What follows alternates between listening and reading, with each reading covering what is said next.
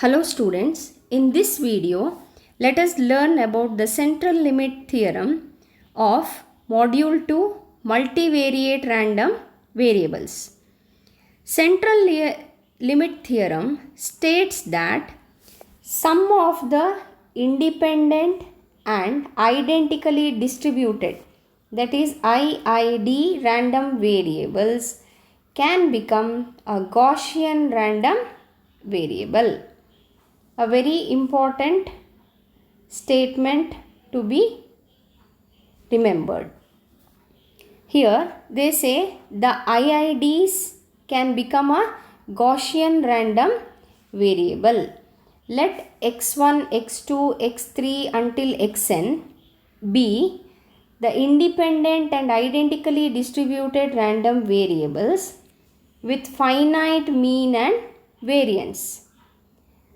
If you add all this and let us call that as W, that is W is equal to, if I add x1 plus x2, it goes on up to xn, then the summation is represented by W. The PDF of the sum W, this W approaches to Gaussian PDF as n becomes arbitrarily large. As n becomes larger and larger, the sum of IIDs will approach the Gaussian PDF. So, let us see one question which has appeared in this year model question paper. State the central limit theorem and prove that sum of the two independent Gaussian random variable is Gaussian. The statement of the central limit theorem is already given above, so I will not repeat it again. Now let us take the next part, that is the sum of the two independent Gaussian random variable is Gaussian. To prove this, I will consider the characteristic function of a Gaussian Gaussian random variable. Let us consider a single random variable. We have already studied the characteristic function of a Gaussian random variable is given by phi x of j omega. There in the beginning we have studied it as phi x of I omega. Both I or j it can be used. Phi x of j omega is equal to exponential j omega mu x minus omega square sigma x square divided by 2. This is the definition for the characteristic function of a Gaussian random variable. Now they have asked us to show that if we take two independent Gaussian random variables, the sum of it is again Gaussian. Let us consider two independent Gaussian random variables. X and y are arbitrary Gaussian random variable such that the sum of it I will take it as W. W is equal to x plus y. Consider the characteristic function of W now. Phi W of j omega is equal to phi x of j omega into phi y of j omega. Since it is independent, we can write as the product of both. Substitute the values of phi x of j omega. Phi x of j omega becomes exponential j omega mu x minus omega square sigma x square by 2. Similarly, substitute the value of exponential j omega mu y minus omega square sigma y square by 2. Now, let us take j omega common in the first two terms. First two terms j omega is common. I will take j omega common. so that it becomes mu x plus mu y. If you open the bracket, it is mu x plus mu y. Here if you take omega square by 2 common outside, inside the bracket we will get sigma x square plus sigma y square. So mu x plus mu y is nothing but mu omega, because w is equal to x plus y. If you take the expectation on both the side, that is mu w is equal to mu x plus mu y. So it becomes exponential j omega mu w minus omega square sigma w square by 2. So which is again a characteristic equation of w. Therefore we have proved w is equal to xy is also Gaussian. Next important topic which we have here is averaging or law of large numbers. If w is the sum of n independent and identically distributed random variables, as we have already taken, w is equal to x1 plus x2 plus x3 up to xn. The mu w is equal to n times mu x, and sigma w square is equal to n into sigma x square, that is variance of w is equal to n times the variance of x. As n becomes large, mean and variance of w also gets large in direct proportion to n. As n becomes larger and larger, mean and variance of w, which depends upon the x1, x2, etc., also becomes larger. Therefore, it is directly proportional to the value of n.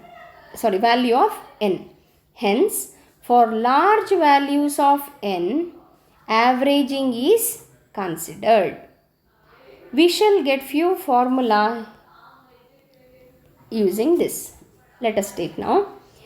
Let x1, x2, x3, xn be the independent and identically distributed random variables, and w is equal to x1 plus x2 plus x3 x4 until xn divided by n. So we have taken the average of it. Number of terms divided by the total number is equal to 1 by n. We have written out x1, x2, x3 plus xn can be written as the summation of xi, where I ranges from 1 to n. So what is w? W is equal to 1 by n into summation of xi, where I ranges from 1 to n.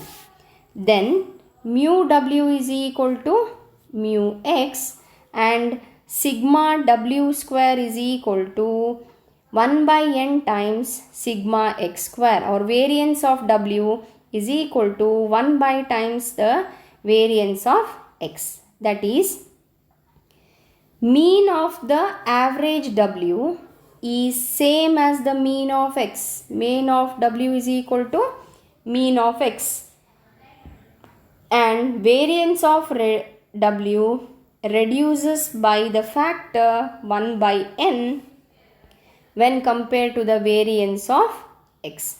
Here the variance of w varies as 1 by n factor, or n by n times the variance of x. Let us obtain these two expressions. W we have taken it as x1, x2, x1 plus x2 plus x3 until xn by n. So n I have taken it common, and x1, x2, x3 written inside the bracket. Let us take the mean or expectation on both the side. So mu w, or it can be written as the expectation of w, 1 by n is a constant, e of x1 plus x2 plus x3 until xn. 1 by written outside, e I will take for each term now. That becomes e of x1, e of x2, e of x3. It goes on until e of xn.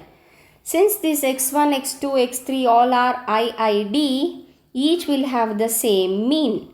That means e of x1 is also mu x, e of x2 is also mu x, e of x3 is also mu x. It goes on, and the last one is also mu x. So how many mu x are there? There are n number of mu x. Here again 1 by n is there. So 1 by n into n times of mu x. So 1 by n cancels, leaving us with mu x. That is what we have shown here. Therefore, mean of w is same as the mean of x. So next let us see what is the variance. We have already done this in many problems. Variance of w is equal to 1 by n square into variance of x1 plus x2 plus x3 until xn. 1 by n square is constant, so we will write outside. We will take variance to each term now. Variance of x1, variance of x2, variance of x3. It goes on until variance of xn. 1 by n square, variance is nothing but sigma x1 square, sigma x2 square. It goes on until sigma xn square. Since all these x1, x2, x3 are the IID, variance is same for all. Therefore, each term becomes sigma x square, sigma x square, sigma x square. So it becomes n number of times sigma x square. So 1 by n square into n into sigma x square. One of the n get cancels. We get sigma x square by n. Therefore, the variance of w is equal to 1 by n times the variance of x. So these are the important things you have to remember about the central limit theorem and the averaging or the law of large numbers. So next we come to the conditional joint probability. Already you have learned the conditioned probability for a single random variable. Let us see or let us learn about the conditioned probability when you have more than one random variable. Here we are talking of two random variables. The joint CDF conditioned by the event B is given by, you just recall the formula for the conditioned probability for the single random variable and compare with the bivariate so that it becomes easy for you to follow. Capital Fxy of x comma y conditioned by an event B is equal to P of x less than or equal to x intersection y less than or equal to y whole intersection B divided by P of B, where P of B is greater than 0. There you had for the single random variable Fxy of x conditioned by the event B is equal to P of x less than or equal to x intersection B by P of B. Here we have two random variables. The joint PDF conditioned by an event B is, we know that when we have the CDF, PDF is obtained by differentiating it. When PDF is there, CDF is obtained by integrating it. So the joint PDF conditioned by the event B is given by small letter Fxy of x comma y given or conditioned by an event B is equal to dou square by dou x dou y f of fxy of x comma y given or conditioned by B. Here P of B is equal to double integral fxy of x comma y dx dy. So as in the single random variable, this expression can be written as fxy of x comma y conditioned by an event B is equal to fxy of x comma y divided by P of B for x comma y belongs to B or 0 otherwise. Suppose here we are taking an event B. Here we are considering the event B. Now let us see if a particular value of x is given, then how the condition probability works. Suppose we are given the specific value of the random variable x, that is some value of x is given. Let us say x is equal to small letter x. Then the conditioned joined PDF of y given that x is equal to x is conditioned joined PDF. Conditioned joint PDF of y given x is equal to fy of y given x is equal to x is equal to fxy of x comma y divided by fx of x. There we had P of B because B was the event. B was an event. Conditioned B was an event. Here the value of x is given. So in the denominator we get fx of x. Similarly, if we write the conditioned joint PDF of x, same thing here, it will be fx of, let us see. Similarly, conditioned joint PDF of x given y is equal to y. So we read it as conditioned joint PDF of x given y is equal to fx of x given y is equal to y is equal to fxy of x comma y divided by fy of y. Here given y, here given x. So this is how we can write the joint PDF of x given y and joint PDF of y given x. If I take this to the left hand side and the above also if I take to the left hand side, we can write fxy of x comma y as fxy of x comma y is equal to fx of x into joint conditioned PDF of y given x or fy of y joint into joint PDF of x given y. So this is how we can write fxy of x comma y. Next, let us move on to the conditioned joint CDF. We just learnt about the conditioned PDF. Now conditioned joint CDF.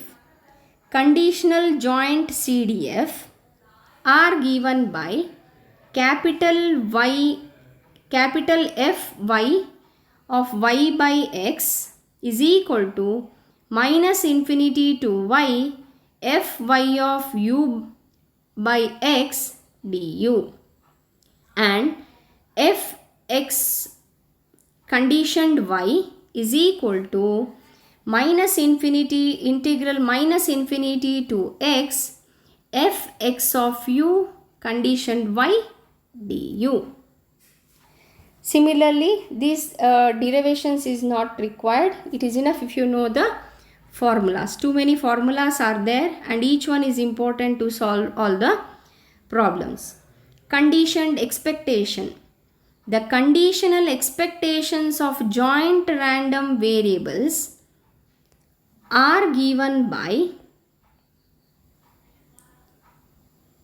E of G1 y given x is equal to integral minus infinity to plus infinity G1 of y into Fy of y given x dy, conditioned x dy. You can say Fy of y conditioned x dy or Fy of y given y dy.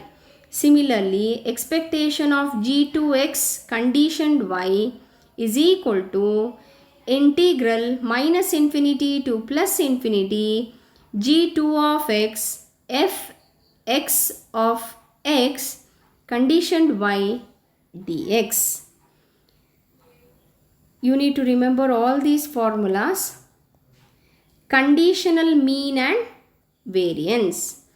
Conditional mean and conditional mean of joint random variables. Mu y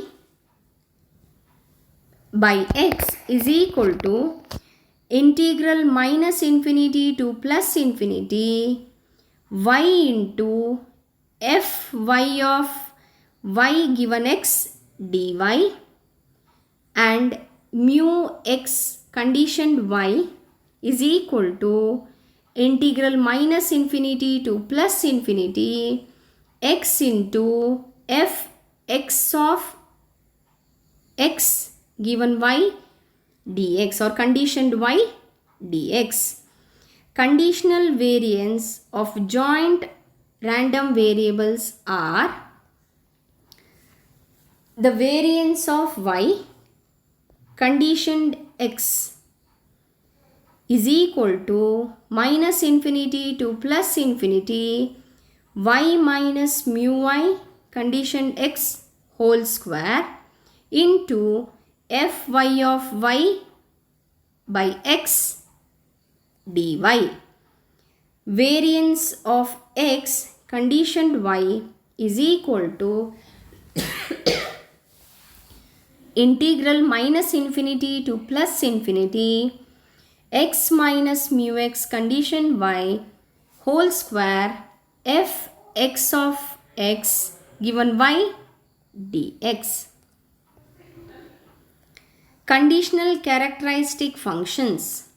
The conditional characteristic function of joint random variable is given by phi of y by x j omega is equal to minus infinity to plus infinity Fy of y by x into e to the power j omega y dy.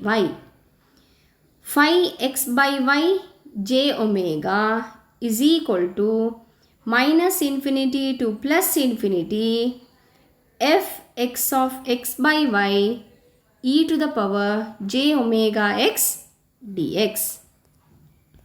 Note, if x and y are independent random variables, then fxy of x comma y is equal to fx of x into Fy of y.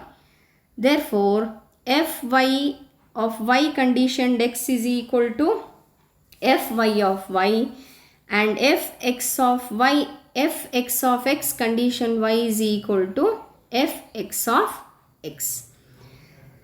So, all this video contains almost all formulas. You need to remember all these formulas and by heart it, so that when you do the problems, you recall these formulas and substitute to do the problems.